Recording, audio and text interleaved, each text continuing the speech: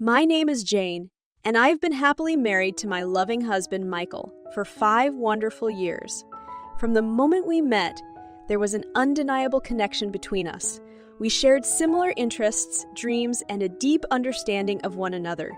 Our love story was like something out of a fairy tale, and we cherished every moment together. As the sun streamed through the curtains, I woke up to the soft sound of Michael's gentle breathing beside me. I couldn't help but smile as I gazed at his peaceful face, illuminated by the morning light. It was moments like these that reminded me how lucky I was to have found such a kind and caring partner. "Good morning, my love," I whispered, leaning in to plant a tender kiss on Michael's cheek. He stirred, his eyes fluttering open, and a warm smile spread across his face. "Good morning, Jane," he replied, his voice filled with affection. "Another beautiful day to spend with you." We spent our mornings savoring breakfast together, sharing stories and laughter over steaming mugs of coffee. It was these simple moments that created the foundation of our blissful marriage. We supported each other's dreams and aspirations, always striving to make each other happy. During the day, I pursued my career as a graphic designer while Michael worked as a successful architect. Despite our busy schedules, we made it a point to reconnect in the evenings. Whether it was cooking a delicious meal together or cuddling on the couch while watching our favorite TV shows, we cherished the time we spent in each other's company. "Jane, I can't imagine my life without you," Michael would often say, his eyes filled with love. "You complete me in ways I never thought possible. I'm grateful every day that I get to call you my wife." His words never failed to make my heart swell with joy. I, too, felt immensely grateful for the love and happiness we shared. We were a team, facing life's challenges hand in hand, and our bond grew stronger with each passing day. As we settled into bed at night, our bodies intertwined. I would often whisper, "I love you, Michael," and "I love you, Jane," he would reply, his voice filled with sincerity. Always and forever. In those moments, surrounded by the warmth and security of our love, I knew that our marriage was a true blessing. Little did I know that our idyllic life was about to be tested in ways we could never have anticipated. Our lives took an unexpected turn when Ethan fell seriously ill. It was a devastating blow to our family, and we rallied together to support him in his time of need. The once vibrant and lively Ethan now lay weak and frail, confined to a hospital bed. The sterile smell of the hospital permeated the air as Michael and I stood by Ethan's bedside, holding his hands tightly. Tubes and monitors surrounded him, reminding us of the severity of his condition. The sight was heart-wrenching, but we were determined to provide him with the best care possible. "How are you feeling, Ethan?" I asked, my voice filled with concern.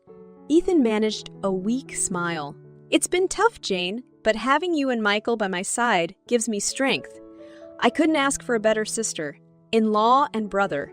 I blinked back, tears, my voice trembling. "We're here for you, Ethan. We'll do everything we can to help you get through this." Days turned into weeks, and we made the difficult decision to bring Ethan home. The familiarity of our own space brought a sense of comfort, and we transformed our house into a haven of care and compassion. Medical equipment and supplies filled the rooms, ensuring that Ethan had everything he needed. As his condition worsened, I found myself spending more and more time caring for Ethan. The responsibilities fell heavily on my shoulders as Michael's work demanded his attention, leaving me to be the primary caregiver. One evening, exhaustion etched lines on my face as I prepared a meal for Ethan. Michael arrived home late, his face clouded with worry. The strain of the situation had begun to affect him deeply. "I'm sorry I'm not able to be here as much as I should, Jane," he said, his voice laced with guilt. "Work has been demanding, and I feel torn between my responsibilities." I sighed, placing a hand on his arm. "I understand, Michael. This is a challenging time for all of us. Just remember that Ethan needs us now more than ever. We'll get through this together." But as the days turned into weeks, I noticed a change in Michael's behavior. He started coming home even later, often preoccupied and distant. The weight of our circumstances seemed to be taking a toll on him, but his actions left me feeling alone and overwhelmed. One night, tears streaming down my face, I confronted Michael. "Where have you been, Michael? I need you here with us. Ethan needs us. Why are you pushing us away?" He looked at me with tired eyes, his voice strained. "I'm sorry, Jane. I don't know what's happening to me. I'm struggling with my emotions, and I don't know how to handle it." I reached out, grasping his hands tightly. "We're in this together, Michael. Let's lean on each other for support. We can't let our love crumble under the weight of this hardship." As the room fell silent, our intertwined hands became a symbol of the strength we still had left. We would face this challenge together, united in our love for Ethan and each other. Little did I know that our struggle to navigate through these difficult times would take an unexpected turn, leading to a series of events that would test the very foundations of our marriage. The weight of betrayal hung heavy in the air as I grappled with the reality of Michael's abandonment. Days turned into weeks, and despite my efforts to find him, his whereabouts remained a mystery. Desperation gnawed at me, and I found solace only in caring for Ethan, whose health continued to deteriorate. One morning, as sunlight filtered through the curtains, I woke up with a sense of determination. It was time to confront the truth and seek answers. I mustered the courage to call Michael, hoping that he would provide some explanation for his actions. With trembling hands, I dialed his number, my heart pounding in my chest. A woman's voice answered, filled with arrogance and malice. "What do you want?" she sneered. Struggling to maintain my composure, I replied, "I need to speak to Michael. Please, I deserve some answers." Laughter echoed on the other end of the line, cutting through me like a knife. "Michael doesn't want anything to do with you. He's moved on, and so should you." Tears welled up in my eyes, but I refused to let them fall. "Tell me where he is. I deserve to know." The woman's voice turned icy. "You're nothing to him now. He's gone and there's nothing you can do about it." Defeated and broken, I hung up the phone.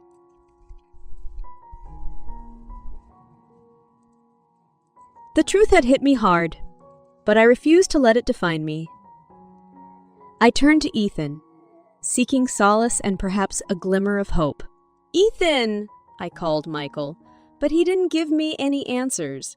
"I don't know what to do," I confessed, my voice filled with desperation. Ethan mustered his strength, his voice barely a whisper.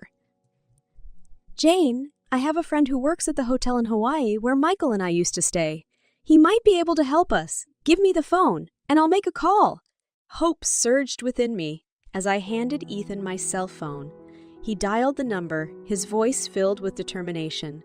"David, it's Ethan," he said, his voice wavering with fatigue. "I need your help. Jane's husband, Michael, has disappeared.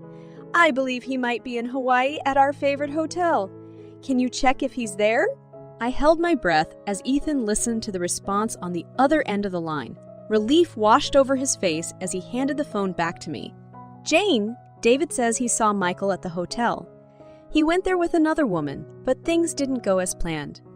They had a falling out, and Michael's belongings, including his passport and money, are missing." A mixture of emotions flooded through me: anger, confusion, and a tinge of satisfaction. The tables had turned, and it seemed that Michael's actions had consequences. A few days later, my enraged husband called, his voice filled with frustration and regret. "Jane, everything is gone. Our belongings, passports, money, all missing. The woman I left you for, she's gone too," he confessed. A bitter smile crossed my lips as I replied, "You deserved it, Michael. You left us when we needed you most. And now you're facing the consequences of your actions." With those words, I finally found a sense of empowerment. I realized that I didn't need Michael to define my happiness. I had the strength and resilience to move forward on my own terms. In the aftermath of Michael's disappearance, I focused on rebuilding my life and providing the care and support Ethan needed. I channeled my energy into nurturing the relationships that truly mattered, including the unexpected bond I had formed with Ethan. As the days turned into weeks, Ethan's health began to stabilize, and I witnessed his strength and determination firsthand. Together, we navigated the complexities of life, finding solace and companionship in each other's presence. Little did I know that our shared experiences would bring about unexpected opportunities and a chance for redemption. In the wake of Michael's disappearance, a newfound sense of empowerment surged within me. Determined to uncover the truth behind his sudden departure, I embarked on a journey to seek answers and find closure. Ethan's health had stabilized, and with his encouragement, I set out to unravel the mysteries that had plagued our lives. My first step was to gather any information I could about Michael's recent activities and the circumstances surrounding his disappearance. Days turned into weeks as I delved into a web of clues and connections. I reached out to friends, acquaintances, and anyone who might have had insight into Michael's actions. Each conversation, each lead brought me closer to the truth. One afternoon, I sat down with Sarah, a close friend of Michael's, whom I had known for years. She had always been supportive, and I hoped she might shed some light on the situation. "Sarah, I need your help," I began, my voice filled with determination. "Do you know anything about Michael's state of mind before he disappeared? Did he mention anything to you?" Sarah sighed, her gaze filled with sympathy. "Jane, Michael had been struggling for a while. The stress of Ethan's illness, the pressure at work, it all became too much for him to handle. I think he felt overwhelmed and lost." I nodded, understanding the weight of the circumstances that had consumed him. "But why did he leave? Why did he abandon us when we needed him the most?" Sarah paused, her eyes searching for the right words. "Sometimes people make choices out of fear and confusion. They think it's the only way to find clarity or escape their own pain. It doesn't justify his actions, but it might help explain them." My heart sank, realizing the depth of Michael's inner turmoil. I couldn't help but wonder if there was anything I could have done differently to support him during those difficult times. Days turned into nights as I immersed myself in the search for answers. The more I learned, the more I realized that Michael's disappearance was not just about us, but about his own personal struggles and demons. One evening, as I was sifting through old photographs, a familiar face caught my attention. It was a picture of Michael and his estranged brother, Ethan, taken years ago. A surge of realization washed over me. "Ethan!" I exclaimed, rushing to his side. "I've made a connection. Michael's disappearance may not be just about us. It might be connected to his relationship with you." Ethan's eyes widened, curiosity sparking within him. "What do you mean, Jane?" I explained the discovery I had made, the realization that their past wounds and unresolved issues might have played a role in Michael's actions. It was a possibility that we couldn't ignore. With newfound determination, Ethan and I embarked on a mission to find Michael and confront him about his actions. We dug deeper into their shared history, connecting the dots and tracing the path that had led us to this point. Weeks turned into months, and our search took us to unexpected places, following a trail of breadcrumbs that seemed to lead nowhere. Yet our resolve remained unyielding. One fateful day, as we followed a lead to a remote coastal town, we stumbled upon a familiar face. It was Michael, worn and haggard, standing alone on a desolate beach. "Michael!" I called out, my voice filled with a mix of anger, frustration, and concern. He turned, his eyes meeting mine, and a flood of emotions washed over him. "Jane, Ethan, I never meant for any of this to happen. I'm sorry." Anger and hurt welled up within me, but so did a flicker of compassion. "We need answers, Michael. We need answers, Michael. We need to understand why you left, why you abandoned us." Tears streamed down his face as he struggled to find the right words. I couldn't face my own demons, my own failures. I thought by leaving, I could find a way to escape the pain. But I was wrong. Ethan stepped forward, his voice steady but filled with longing. Michael, we're your family. We've been through so much together. We need to find a way to heal and move forward. Silence enveloped us as we stood on that desolate beach, the weight of our shared history and fractured relationships lingering in the air. It was a pivotal moment, a chance for redemption and healing, but also a reminder that true reconciliation would take time and effort. With the waves crashing against the shore, we made a silent pact to embark on a journey of healing and forgiveness. The road ahead would be challenging, but it held the promise of rebuilding what had been broken. In the aftermath of our encounter with Michael on the desolate beach, a newfound sense of hope permeated the air. It was as if the tide had turned, bringing with it the possibility of redemption and reconciliation. Ethan, Michael, and I retreated to a nearby cafe, seeking solace and a moment of respite from the tumultuous emotions that engulfed us. The atmosphere was tinged with both apprehension and anticipation as we settled into our seats. Michael took a deep breath, his eyes filled with remorse. I never wanted things to turn out this way. I never intended to hurt either of you. I was lost, consumed by my own fears and insecurities. I nodded, my voice gentle yet firm. Michael, we understand that you are going through a difficult time, but abandoning us was not the answer. We need to rebuild trust and find a way to move forward. Ethan placed a comforting hand on Michael's shoulder. We're here now, Michael. We're willing to listen and work through this, but we need honesty and a commitment to healing. Michael's gaze shifted between us, the weight of his past choices etched upon his face. I'm ready to confront my mistakes, to face the consequences of my actions. I want to make amends and rebuild what I've destroyed. The cafe became a sanctuary of vulnerable conversations and heartfelt apologies as we shared our individual experiences, laying bare the wounds that had festered over time. It was an opportunity to express the pain, but also to open the door to forgiveness and understanding. Days turned into weeks as we embarked on a journey of healing. We sought therapy, both individually and as a family unit, to unravel the layers of pain and forge a path towards reconciliation. Through countless conversations and shared experiences, we discovered the depth of our resilience and the power of forgiveness. It was a painstaking process filled with moments of doubt and vulnerability, but also marked by glimpses of newfound strength and unity. As time passed, our bonds grew stronger, forged by the fires of adversity and nurtured by love and understanding. We rebuilt trust brick by brick, fostering an environment where open communication and empathy flourished.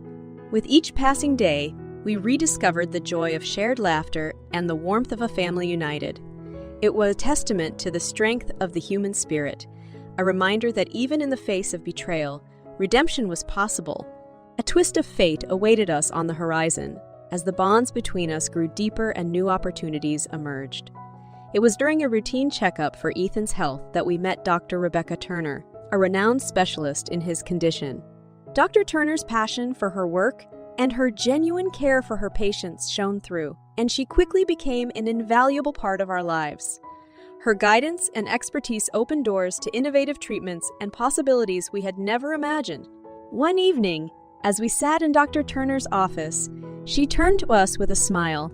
I believe there's a clinical trial that could greatly benefit Ethan's condition. It's a long shot, but it's worth considering. If you're interested, I can help facilitate the process. Hope surged within us, mingled with gratitude for the serendipitous meeting that had brought Dr. Turner into our lives. It was a twist of fate that held the promise of transforming our journey into one of not just healing, but also of overcoming the odds. As we left Dr. Turner's office, a renewed sense of purpose filled our hearts. The path ahead remained uncertain, but we were armed with the strength of our unity and a newfound belief in the power of second chances.